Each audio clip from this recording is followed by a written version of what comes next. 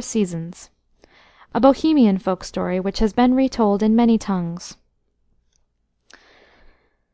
There was not a prettier cottage on the borders of the forest than that which was the home of Clare and Laura.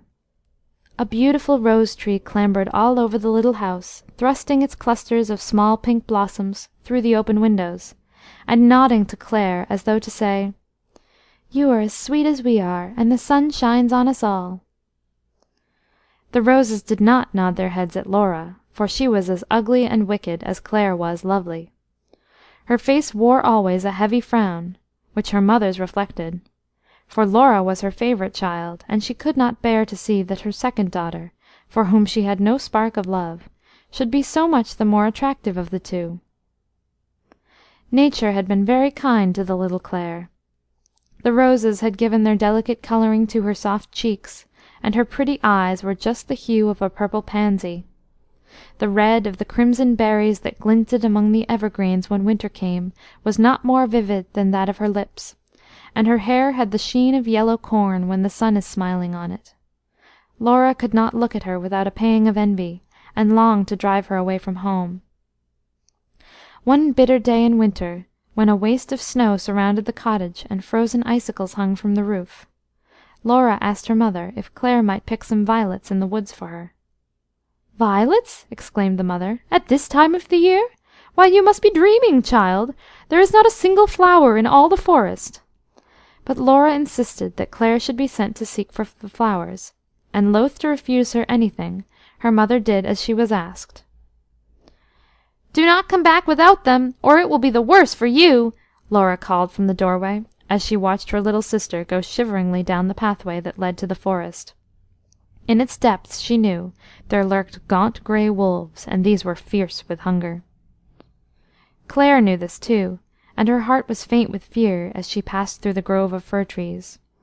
A cheery little robin hopped down from one of the branches, and sang a few bars of his winter song as if to comfort her. She had gone but a few paces further when she saw the red of his breast repeated in a glimmer of ruddy light in the distance.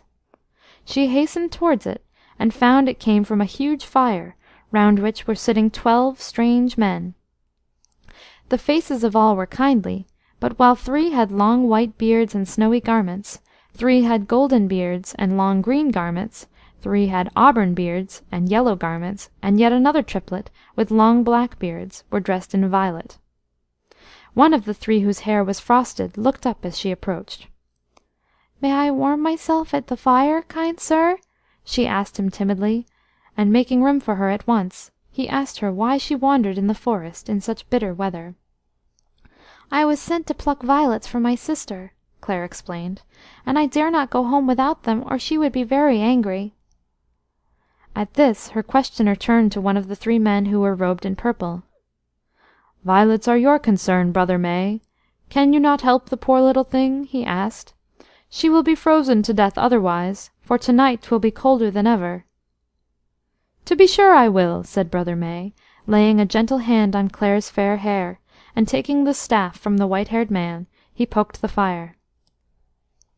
This was the signal for a most marvellous change in the forest. Ice and snow disappeared, and the air became soft and balmy.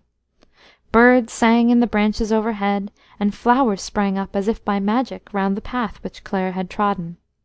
She filled her hands with fragrant violets, and thanked the brothers for their help. "You are welcome, dear child," they cried, and the old man took back his staff again, and in his turn poked the fire.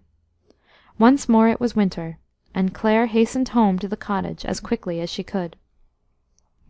Both Laura and her mother were surprised to see her, for they had made sure that she would lose her way. Laura snatched at the violets, only to toss them aside, and was so unkind for the rest of the day that Clare sobbed herself to sleep. Next morning she was again sent out in the snow.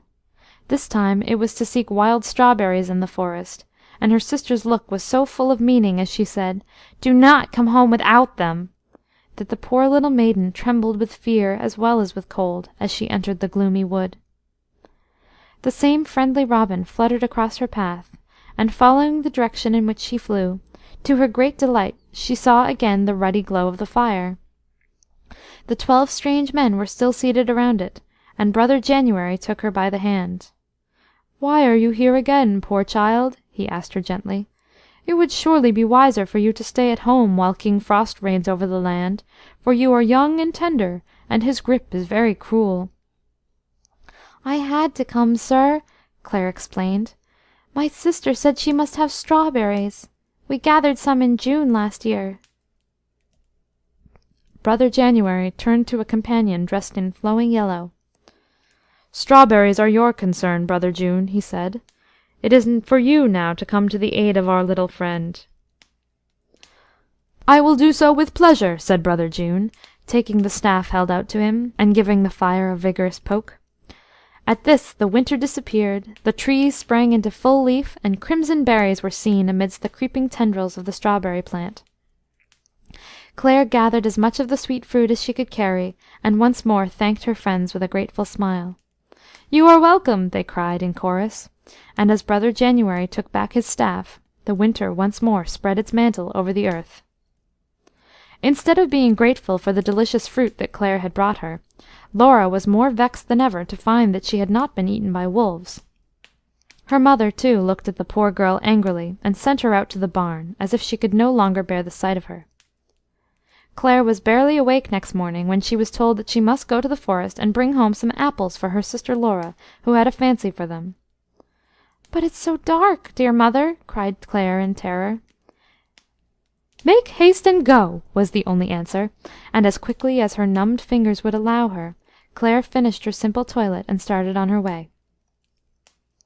The robin was still asleep, with his head tucked under his wing, but a tiny wood mouse poked out his head from his nest in the foot of a hollow tree, as he heard her footsteps upon the frozen snow.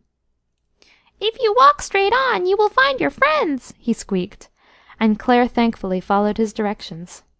Before long she was warming herself before the glowing fire, and the brothers were asking with much sympathy why she had been again sent to face the cold.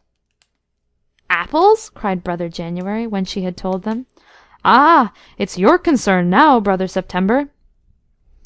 Forthwith September poked the fire, and lo and behold, it was cheery autumn, and the ground was strewn with crimson and russet leaves. A tree of wild apples close beside her was laden with fruit. Brother September turned to the child with a kindly smile. "Gather 2 of them," he said. Clare picked 2 of the largest and finest, and when she had done so, September handed back his staff to January. He stirred the fire, and ice and snow reappeared.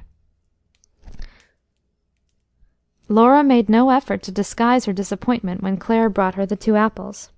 She ate them, however, and finding their flavour most delicious, commanded her to fetch her hood and cloak. In spite of all that her mother could say to dissuade her, she declared that she would go to the forest and gather some for herself. "I shall find much finer ones than those you brought me, you greedy creature," she said to Clare as she flounced away, refusing her gentle offer to go with her. The sun shone brightly on the sparkling snow, and she took the same path that her sister had done. The robin glanced at her from his bright dark eyes, but he did not attempt to sing. He was frightened by something he saw in her face. It was the spirit of greed and envy. After wandering about for some time, and to her great disgust finding nothing whatever in the way of fruit, Laura at last caught sight of the fire, with the 12 men sitting round. Without a word of greeting she pushed her way into their midst, and held out her hands towards the glowing embers. "What do you want?" asked Brother January, somewhat nettled by her rude manners. "Nothing from you," she answered roughly, scowling as she spoke. The old man poked the fire in silence, and the sky grew dark. A heavy snowstorm began to fall, and Laura tried in vain to make her way home again, for the great flakes, dropping silently one on another, made the path she had come by impossible to tread. She stumbled at last into a great drift, and was soon buried in its depths. Her mother grew more and more anxious about her as the day wore on, and when afternoon came, set out to seek her in the forest. She also found her way to the glowing fire, and pushing aside Brother January just as her daughter had done, proceeded to warm her hands. When asked what she wanted, she gave the same rude answer, with the same result.